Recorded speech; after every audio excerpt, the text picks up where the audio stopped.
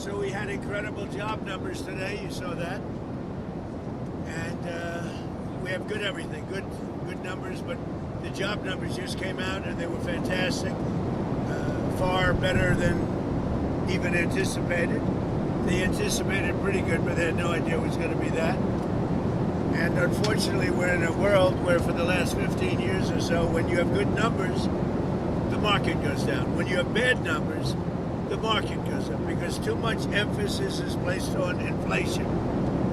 And you don't have to have inflation by having growth. And we have great growth, and that doesn't mean inflation. In fact, it can be anti-inflation growth. So I hope the market starts to learn that when you have good numbers, the market should go up, not down. Question? Sorry, given those job numbers, do you think the Fed should cut rates at its next meeting? And do you think new chair Kevin Warsh can convince the rest of the Kevin make that decision? I'd like to see lower interest rates because each point, think of this, is $600 billion. Okay? So, you know. You said yesterday you're interviewing some candidates for a permanent director of national intelligence. Who's under consideration for it? I have 5 interviews, and we'll have a very good person watching things, Bill Pulte. But I have 5 interviews. So cutting rates out, just getting back to it, you save hundreds of millions of dollars when you take 1 point off. Hundreds of millions of dollars. 2 points, you save double hundreds of millions of dollars.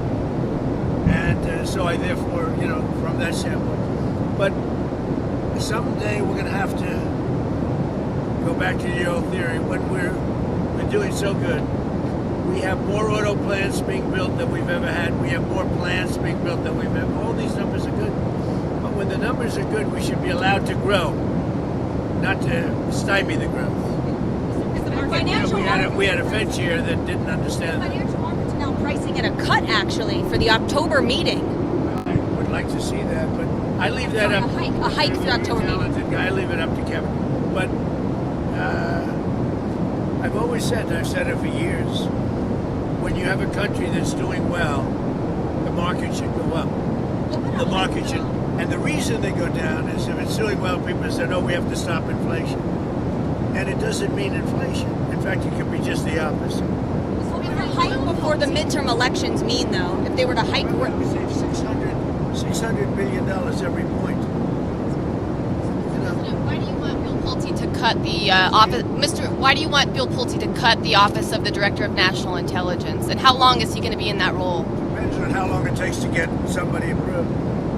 He'll do a very good job. He'll watch it closely, but Bill Pulte is very good. He's very talented. Done a great job at Fannie Mae, Freddie Mac. The value there is close to $1 trillion. We built a value that's incredible. So he's done a very good job in that. He'll do a good job. He's watching for, during this time period. And you want him to cut the number of people working there? I wouldn't mind. I've heard that's way too high for way too long. Yeah, I wouldn't mind. If he cut, I wouldn't mind that. Artificial intelligence, are you considering the possibility of the U.S. government taking stakes in some AI companies? Well, it's something. I did it with Intel. So I made a deal on Intel. I made for the country $50 billion. We took a stake in Intel. It was given to us by our helping. I said, look, we'll help you, but you have to give us 10% of the company. That was Intel just 9 months ago. And as I think you know, we made about $50 billion on that deal. Would you want to do it for AI? I did a very good job. I should be a stockbroker. Mr. President, yes, sir. Beautiful. I'm going to change the subject if you don't mind. Did you get a chance to watch Game 1 of the NBA Finals? What'd you think? I did. Well, I'll be going to Game 3. I guess it's Game 3 on Monday. I thought it was amazing. I think the Knicks have an amazing team. The way they played started off slow, and it just got stronger and stronger. Wemby looks like he's going to be a great player, but they really played well. I thought. Quick follow-up. Did you see Wemby crossing his arms during the U.S. national anthem? Did you have any thoughts on that? I did not see that. Is that what he did? He did, yes. What did he mean by that? Nobody asked him. Well, I guess you have to ask him. well, who's your favorite Nick?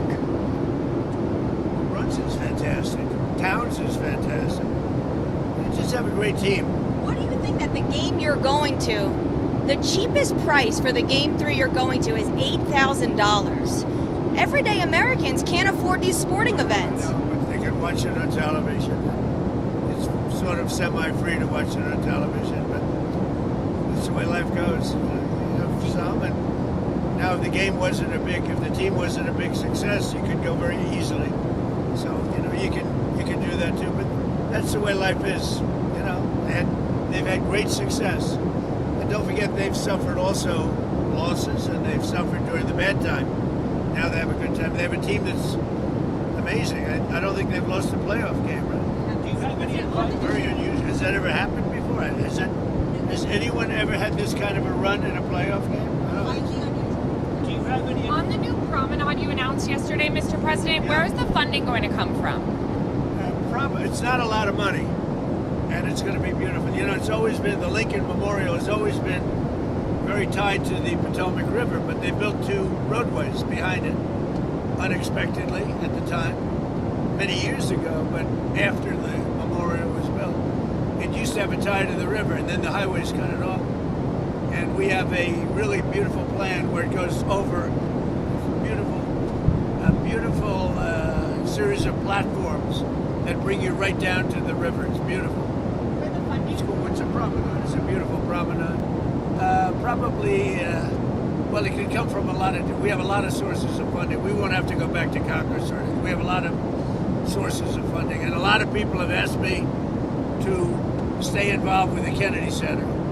We had a judge who's totally conflicted, but that's all right. He's a totally conflicted judge, should be ashamed of himself. But they've asked me in the strongest of language to stay involved with the Kennedy Center. We want to see, because the building it's very dangerous, number one. Number two, it was losing for years tremendous amounts of money. So I'm considering that. But a lot of people have asked me to get it fixed. We have to fix the Kennedy Center, or we're both physically and from the standpoint of attendance. Mr. President, on oil and gas prices, I know you're saying that the oil prices and gas prices will fall after the conflict ends. Would you limit exports of gasoline if prices in the short term go up? So we have a lot of alternatives, but the beautiful thing from our standpoint is we have more oil and gas and coal and everything else than any other country on the planet. And then when you add Venezuela to it, we have probably 64% of that type of energy. That's unbelievable. Venezuela is working out very well. We're getting along incredibly. The country is happy. The people love the USA. And we have a lot of, the big oil companies are moving in there now as we speak. And we're going to be taking out millions of barrels of oil. Are U.S. oil majors doing enough to boost output in the U.S.? Are you asking them to do more? Well, we have everything we need. The world doesn't. But I will say, people thought it was going to be a lot worse. Today I looked at $96 a barrel. People thought that was going to be $300 a barrel. And in the meantime, we're having great success with Iran. They're not going to have a nuclear weapon. And they're in no position to have a nuclear weapon. Senator Tillis said he won't support Todd Blanche's confirmation unless Todd Blanche condemns January 6th. Do you have a reaction to that? Senator Tillis is a loser. That's why he didn't run. He didn't run because I wouldn't support him. And he's just an angry man because he's not going to be a senator any longer. He wasn't respected in the Senate. He fought a lot of people. He fought Pete Hegseth. Pete Hegseth turned out to be a gem. No, Senator Tillis is a loser, stone cold, and he's an angry man because he was forced to leave the Senate because I wouldn't support him, and he quit. So now he's trying to make trouble by, opposing anybody. Todd Blanche is a brilliant guy who everybody likes and everybody respects. And Tillis is always like, I'm going to do this, I'm going to do that. He should have done it before when he was a senator. He would have gotten wiped out in a race. But he needed my support, and I said, I can't give you my support. He's not qualified. He's not good for the position of senator. I didn't hear about what he did with Todd Blanche. Todd Blanche is fantastic. Sir, on the AI companies potentially taking these equity stakes, have you spoken to Sam Altman or any of the other There's a concept out there. There's so much money, and it's so big that there are concepts where pieces could be given to the American public. where the American public essentially becomes a partner with the companies. And I will tell you, yeah, I have spoken to all of them. There's something very interesting about it, where it almost becomes a partnership with the American public. And we'll look into that. We are looking. I actually have a meeting scheduled in the very near future with, did you know that, with all of the companies. And we're talking about it, where the American people can benefit from the success of AI. And by doing that, they're going to like it better. Because we're leading China. We're leading everybody in the world with AI. And we want to keep it that way. It's probably the biggest industry maybe that we've ever seen. Which companies? In the meeting? All of them. Anthropic, All the big ones, yeah. SpaceX, They're all coming to the White House probably next week. And is the idea that that would be dividends for the American people? We're going to see. I mean, we're going to see. Sort of, it's like you make them a partnership in this revolution. It would be a beautiful thing. And Senator it would Bernie, make them rich. Senator Bernie Sanders proposed this 50% managed public-private partnership. I've been talking about it for the last year. But is it odd to be kind of on the same page with Senator Sanders? No, actually, when Bernie Sanders was taken advantage of with Hillary Clinton and he lost in the primaries, a lot of people think he didn't lose. I mean, he had two of them, right? He lost then and he lost the second time with Biden. But when Bernie Sanders lost, you know that I got many of his people. They voted for me. Because we are on an economic plan, as far as economics is concerned, we have certain things that aren't that far apart. People are surprised. But many of you, if you'll take a look, many of the people that voted for Bernie Sanders, when he was no longer there to vote for, they went to me. I picked up a tremendous amount of his voters. How much oil have you gotten through the strait with the help of naval escorts? And are you directing U.S. forces to guide those ships through the strait, more tankers through the strait? A lot. I don't want to say how many, but a lot. A lot of oil is coming into our country. A lot of oil is coming into the world that people don't even know about. And that's why it's at $97 a barrel instead of $300 a barrel. And when that whole thing is straightened out, it shouldn't take long. One way or the other, it's going to get done. And when it's all straightened out, you're going to have oil prices drop down to maybe even lower than they were. And you've heard me say this, I was in Iowa, and for a gallon of gasoline, it was at $1.85. That was 3.5 months ago. Last year, the FBI reopened its investigation into the cocaine found in the White House during the Biden administration. Have you been briefed on where that investigation stands? No, but I might ask about it. I might ask. You mean in the shelves where they found the cocaine, actually?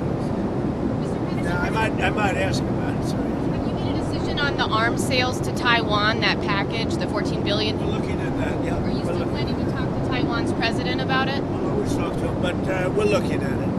What was your reaction to John Bolton agreeing to plead guilty in the classified documents? Well, I was never much of a fan of John Bolton. I never thought he was a smart person. And he was a radical right in terms of war, not in terms of other things. He wanted to go to war with anybody that opened their mouth, anybody that talked. And I used him for a purpose. You know, he was involved with Bush and he created a lot of problems. But he always wanted to kill people in war. And that was okay for me as long as I didn't listen to him, which I never did. He's a bad guy, John Bolton. He's a dirty guy, and we caught him. We caught him. And, he wrote a book. You look at all the information he took. I mean, if you look at that case, it's a great honor to have helped from the standpoint of encouragement. I looked at John Bolton as somebody that was a very dishonest guy and not a smart guy. And I guess he's paying the price for certainly being dishonest. You mentioned the Kennedy Center, sir. How do you want to be involved moving forward? The same way it is. I'm the chairman. So we'll just keep it going. Somebody has to do it. It loses a lot of money. It has for years. It's lost hundreds of millions of dollars for years. And yet it's something you have to keep going. It's the arts. They all lose money. Carnegie Hall. You take a look at all of that kind of thing. Loses.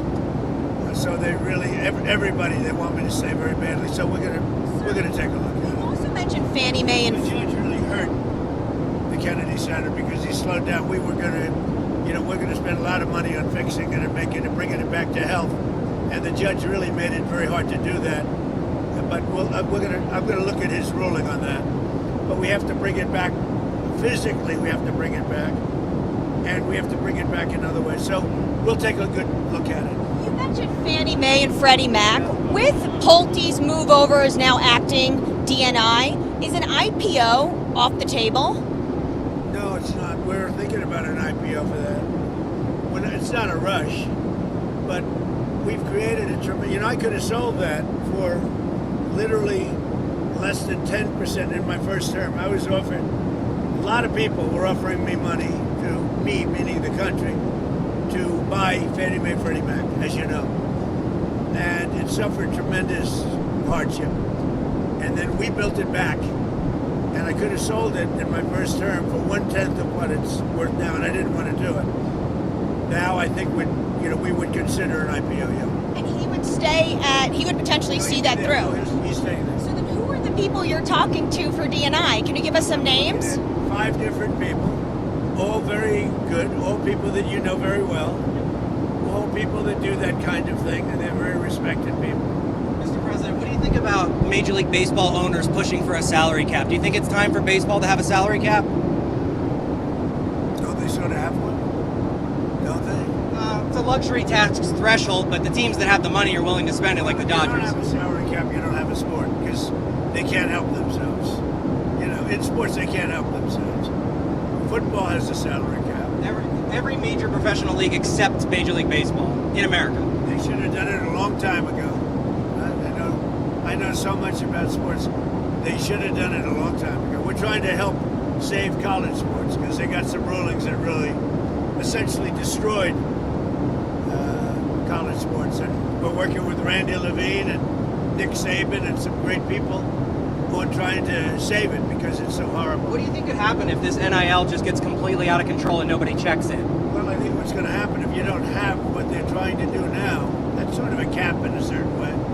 If you don't have that, you really have a problem. And not only college sports, colleges, where you see where Penn State lost $500 million, where a certain school that I like very much in Florida, they lose $400 or $500 million. You can't have that. Nobody can afford that because they go crazy. That's why when you say Major League Baseball,